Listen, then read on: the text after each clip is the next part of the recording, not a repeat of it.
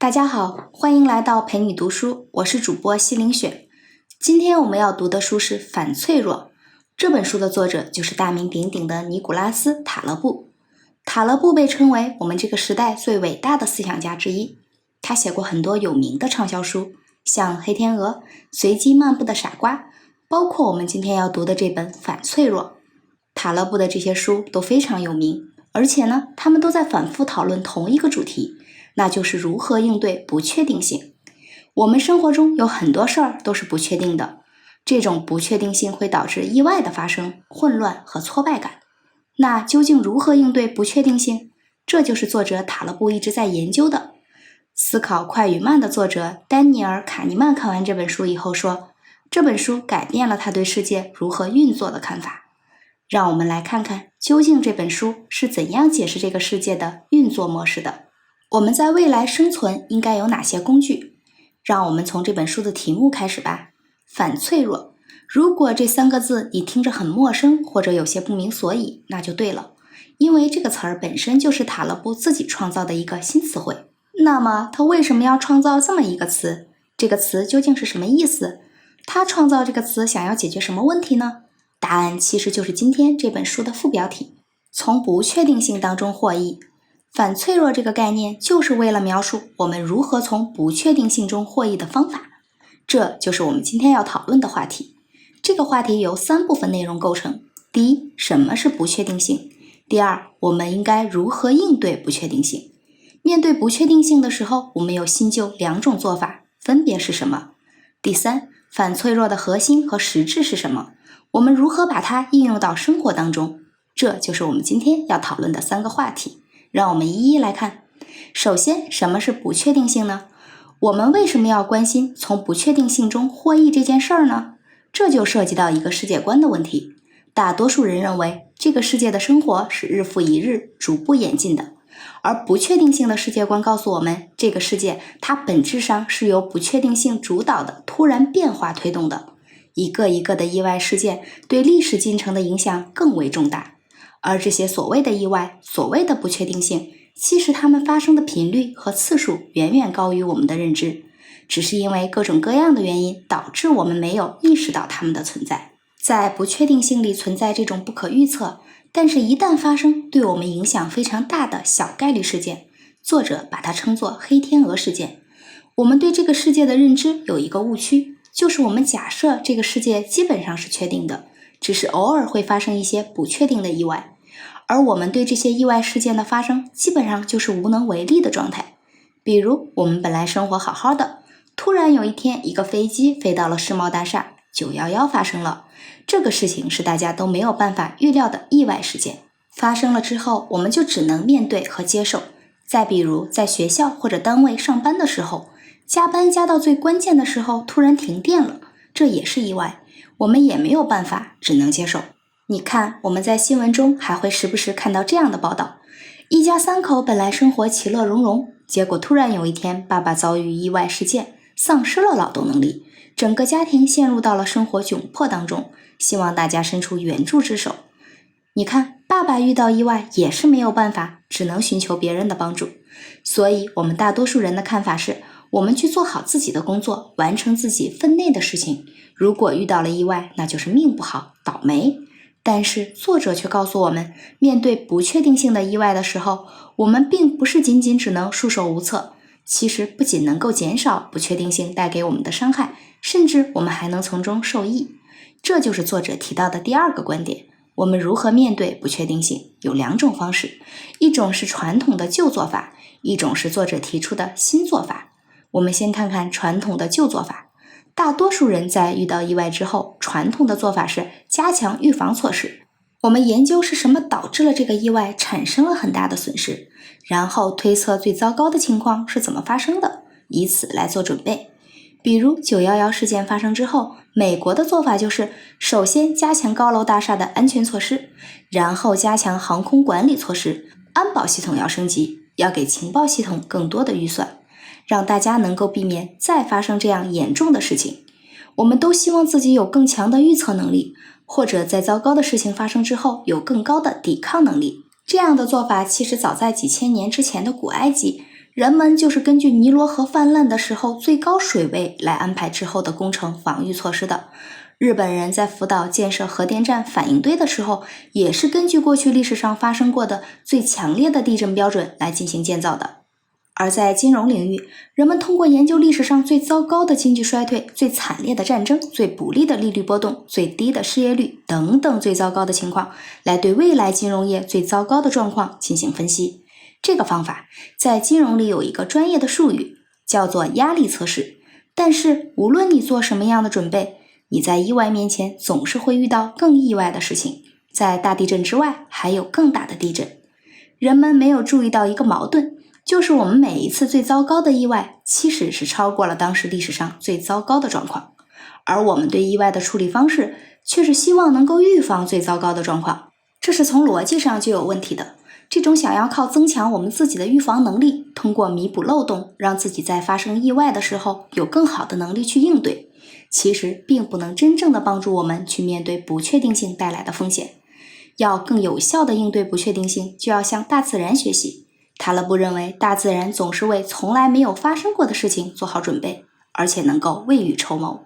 这种能力就是反脆弱。我们的传统做法呢，靠的是预测风险，这是脆弱的。所谓脆弱呢，就是怕折腾，他怕事儿大。而反脆弱恰恰相反，他不怕折腾。你折腾的越厉害，我越牛。凡是杀不死我的，只会让我更强大。所以反脆弱的一个特点就是，即使在各种超出想象的意外状况之下，它最后都能从中受益。所以反脆弱的角度不是一个传统的视角，它不是怎么样预测并阻止意外事件的发生。反脆弱是一个全新的视角，它的理念是，我们承认最糟糕的事情一定会发生，我们直接去考虑发生了以后怎么样去应对就好了。看看大自然的做法，大自然应对各种不确定性的意外，它的方法是层层冗余，也就是说，在系统的多个环节、不同层次都有备份。想一想，地球上基因的丰富性、物种的多样性、生态系统的复杂性，就算核武器毁掉了这个地球上的大多数生命，但它不会摧毁所有的生命。一些老鼠或者细菌终究会从某个地方，可能是大海里冒出来，然后地球的故事重新开始。只不过在这个故事里没有我们罢了。自然选择给了我们很多看起来用不着的冗余备份，但正是这种冗余，让我们在遇到意外状况的时候却能够发生作用。很多人觉得冗余它是一种浪费啊。当然了，如果不发生意外情况的时候，冗余看起来真的是一种浪费。但是一旦发生意外，这种浪费就变得非常有意义和有价值。然而意外通常都会发生，比如你为了保险起见，把家里存了很多粮食或者化肥，那么恰好这个粮食生产国或者化肥的生产区域发生动荡，导致这些物品短缺，你就能够以很高的价格来卖掉这些库存。或者你有额外的石油储备，就能在油荒的时候获得额外的利润。平时看起来是浪费的、低效的，长期来看反而可能是高效的、有用的。到这里我们就可以看到，反脆弱和脆弱，它是两种完全相反的思考思路。脆弱就是我们希望别遇到意外，一切都是妥妥的、确定的、安排好的。我们可以在这个情况下计划生产、组织工作，获得最高的效率。可是生活中我们总会遇到各种意外，打破我们的平静生活，堵车、洪水、恶劣的天气、疾病肆虐等等。当这些意外发生的时候，过去这些最高效的安排反而成了最低效的应对方式。所以作者认为脆弱的反义词不是坚强，而是反脆弱。反脆弱的真正含义是指，我们设计的生活模式应当能够在各种意外情况发生的时候，不但不会在风险中受损，反而能够获得额外的收益，这就是反脆弱。可是问题的关键是，既然不确定性的意外是不可避免的，那怎么样能够从意外中受益呢？解决方案就是建立反脆弱性。这就要谈到反脆弱的核心理念——非线性。非线性是指反应的结果不是按比例等距离的这种直线反应的效应，相反，它的结果往往是无法直接估计的。比如我们吃2颗药的效果，它就不是1颗药的2倍，可能远远大于或者小于2倍。半斤的石头砸在你的头上和2斤的石头砸在你的头上，所带来的伤害也不是简单的4倍，而是要严重的多得多。半斤石头砸到你，你可能缝2针就好了。可是2斤的石头砸到你，那可未必是缝8针之后就能解决的。所以非线性的效应就会导致原因和结果之间呈现不对称性的关系。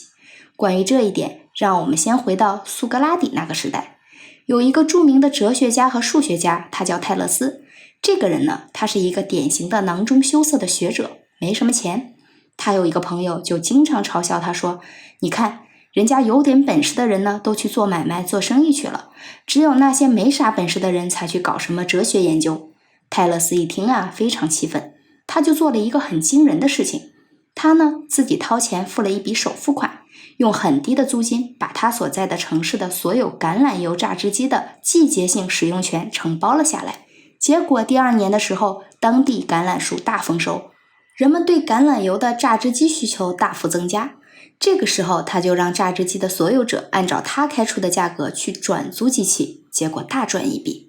然后泰勒斯又回到了他的哲学世界里。这个故事和我们谈的反脆弱有什么关系呢？过去传统的解释是说，这个泰勒斯啊，他非常博学，所以他那年冬天的时候能够根据自己的天文学知识判断出第2年橄榄作物一定丰收，因此得到一个结论，泰勒斯知识渊博，所以知识就是金钱。可是塔勒布说错了，这样的解释忽略了一个真正重要的问题。真正重要的是，泰勒斯设计了一种非线性的效应，让因和果之间有了不对称性。我们回到泰勒斯和橄榄油压榨机拥有者签订的那份合同，在这份合同当中，泰勒斯给这些人付一部分钱来买第2年春天榨油机的使用权。到第2年的时候，他可以选择使用，也可以选择不使用，这是他的权利，而不是义务。可是反过来，那些卖方在第2年春天的时候，因为收了泰勒斯的钱，他们就只有义务而没有权利。也就是说，泰勒斯用了一个非常低的成本，实现了一个可能获得极大收益的权利。这种付出代价非常非常小，而潜在可能获得收益的权利却大得多的现象，就叫做不对称性。这种不对称性让我们的行动有可能产生4两拨千斤的效果，改变一点点，另一端就会放大很多倍。比如在2004年到2007年的时候，国际的小麦只出现了 1% 的缺口，但是价格却上涨了高达 200%。这种现象就是一个极小的代价有可能获得极大收益的不对称性体现。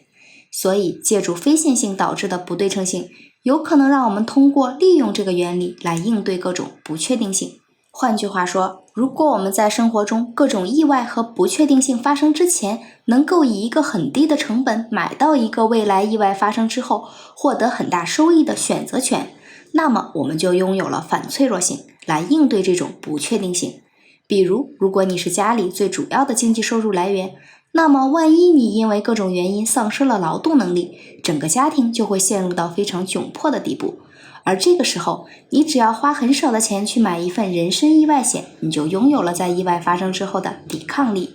生活中总会有各种各样的意外，我们没有办法判断哪些意外会被另外一种意外更早发生。但是作者说，判断意外发生的概率其实并不重要，我们确实没有办法准确的判断，事实上也不需要准确的判断。真正重要的是，我们去分析有哪些意外会给我们带来非常重大的影响。我们要关心的是那些能够带来重大影响的可能事件，对这些事件做好反脆弱的措施就 OK 了。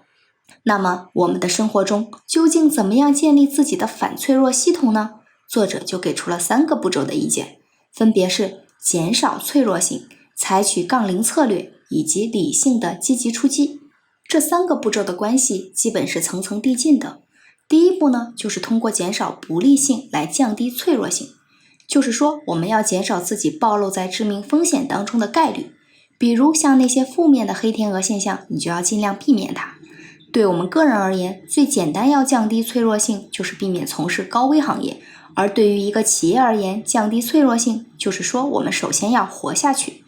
你看，企业家做决策呢，一定是要让企业能够继续生存下去的，不应该冒险去做一个有可能让企业遭遇灭顶之灾的决定。你觉得这个道理听起来很简单，可是你看看现在，很多试图创业融资的公司似乎恰恰忘记了，一个公司第一步是要活下去。一个杯子如果一不小心摔到了地上，几乎没有办法让它再复原，而一个系统被毁掉了，也是很难恢复的。所以作者说，我们生活就一定要做减法，去把那些脆弱性的风险规避掉。有意思的是，脆弱性本身也是非线性的，也就是说，它也具备不对称性的特点。不过呢，它和反脆弱性的不对称性恰恰是相反的。反脆弱的能力呢，是一件事情，你花很少的成本，但是收益可能很大。但是脆弱性的不对称性呢，是你的收益可能是很有限的，可是如果发生意外，给你带来的损失却是无限放大的。最有名的例子要数2008年金融危机的时候，美国的那些投资银行为了赚取一些保险费用这种蝇头小利，而承保了可能风险极大的不良资产。他们拿到了这些小利润，但是后来一旦发生他们过去认为不可能发生的极端事件的时候，他们要付出的代价几乎是无限的。所以那个时期，无数的银行在脆弱性控制不好的情况下全都破产了。想一想，像能够进入到投资行业这样的精英，他们也没有意识到要降低脆弱性的重要性。可想而知，对我们大多数人而言，去约束自己，让自己重新审视过去做的那些低收益、高风险的事情是非常重要的。我们只有避免发生致命的风险，才能减少暴露在致命风险当中的概率，也才有机会谈第二步，也就是利用杠铃策略来增强反脆弱性。事实上，杠铃策略是作者认为对所有不确定性问题的解决方案。那么，什么是杠铃策略呢？你看，一个杠铃，它两端是很重的，对我们而言，就是说极好和极坏的两种极端情况，我们都要重视。而中间那种中庸的状况是我们要去忽略的。比如在投资的过程中，可以将90%的资产安全存起来，存到银行也好，或是存到家里面。那这样你基本就能够保证本金是不损失的。那剩下10%的钱呢，你就去投入到风险很高的领域，但这些领域收益也可能很高。就算你的投资失败，最大的损失不过是10%，可是一旦成功，你的收益可能是没有上限的。但是我们大多数人的投资呢，都是停留在这个中间的阶段，用大量的钱去买所谓的中等风险的收益。当你把100%的钱投入到中等风险的时候，中等风险领域实际上是没有办法去抵抗偶然发生的毁灭性的灾害的。一旦发生问题，带来的代价是毁灭性的。这种杠铃策略可以运用到我们生活中的各个领域。比如我们在读书方面，你可以既读那种涉猎特别广的娱乐杂志或是新闻报纸，也可以读那种最优秀最经典的书籍，或者是复杂深奥的著作。但是你不要去读那些中庸的书籍，你应该和最底层的大学生、司机、普通老百姓聊天，或者和最优秀的学者、最杰出的人士交流，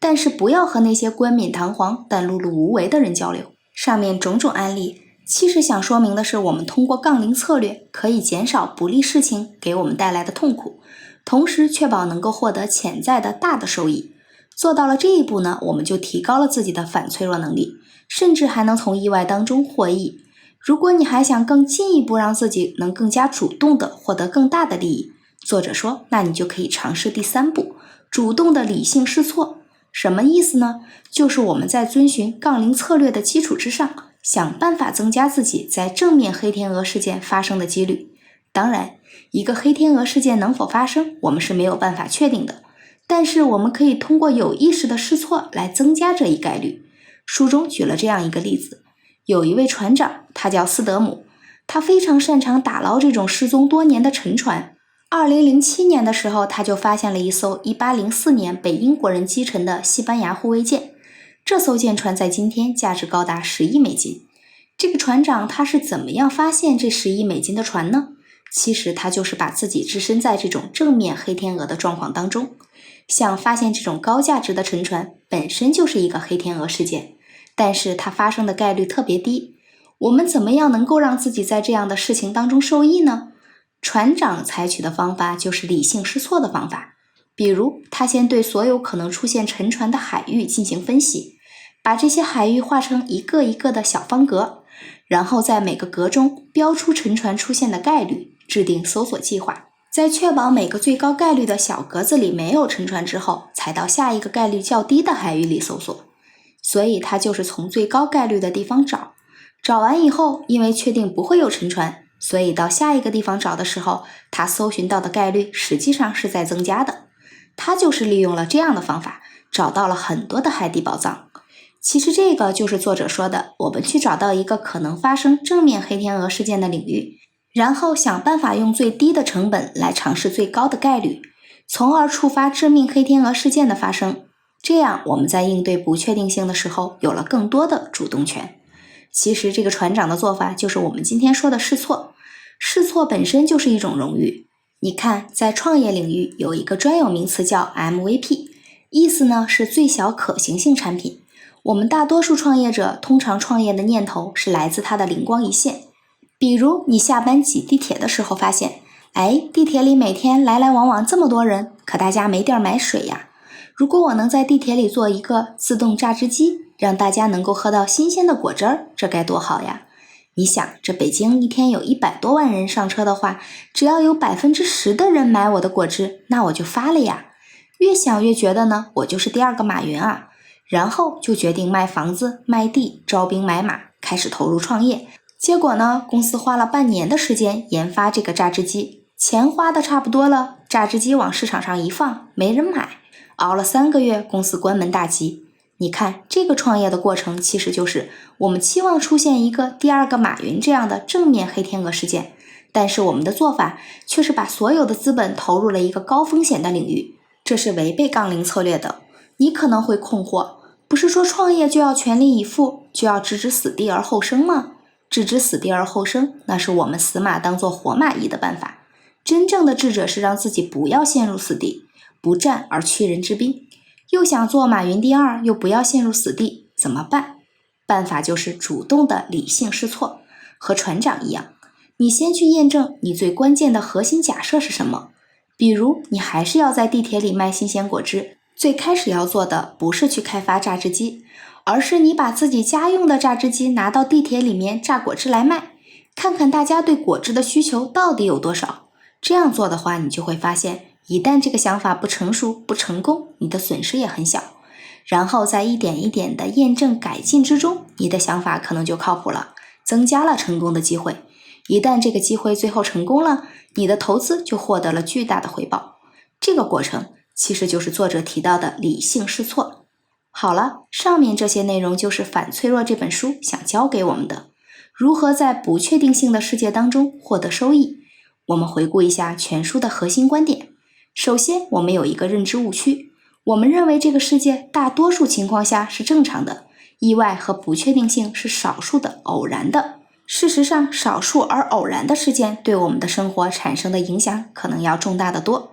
如果我们只是按照不会发生意外来思考和认知这个世界的话，我们的生活就会特别脆弱，一旦发生意外就无法承担后果。其次，我们对不确定性的传统处理方式是要加强预防措施，让我们变得更坚强、更有韧性、更有抵抗力。但是作者说，这样考虑是不对的。与其思考如何避免和阻止意外事件发生，不如想办法利用意外事件。在意外事件发生之后，如何能够不受损，甚至能够获益？解决的方法就是提高反脆弱性。提高反脆弱性的关键，其实就是利用非线性导致的因果不对称性这个原理，用一个很小的成本投入，而在意外事件发生的时候能获得很大的收益。要实现这一点，就要有3个步骤。第一步，在生活中避免自己暴露在负面的黑天鹅事件当中，也就是尽量让自己不要陷入到收益可能很低，但是付出代价却很高的领域。规避这些风险，我们才有可能下一步讨论。第二步，在这个前提下，我们应用杠铃策略来构建反脆弱能力，也就是说，我们把90%的投资投入到那些安全的领域，而把10%的投资投入到那些损失可能很低，但是带来收益却无限的不对称性事件当中，从而让我能够有更多的能力应对不确定性，甚至从中受益。第三，如果你还想在这个过程中更进一步的话，那就选择在正面黑天鹅的领域当中，积极的、理性的去试错，用最小的试错不断去增加自己成功的概率，控制损失的成本，从而增加自己在不确定事件发生的时候获益的概率。反脆弱和黑天鹅这2本书都是讲不确定性的经典著作，2本书各有侧重。黑天鹅这本书主要说的是它的现象和原理，而《反脆弱》这本书是作者在《黑天鹅》之后更加深入、系统的对不确定性的思考，不仅把不确定性阐述得更透彻了，而且还弄明白了解决方案。今天这本书就读完了，感谢关注陪你读书，欢迎点赞分享，同时打开旁边的小铃铛，我的最新更新会第一时间提醒你。我是主播西林雪，我们下次再见。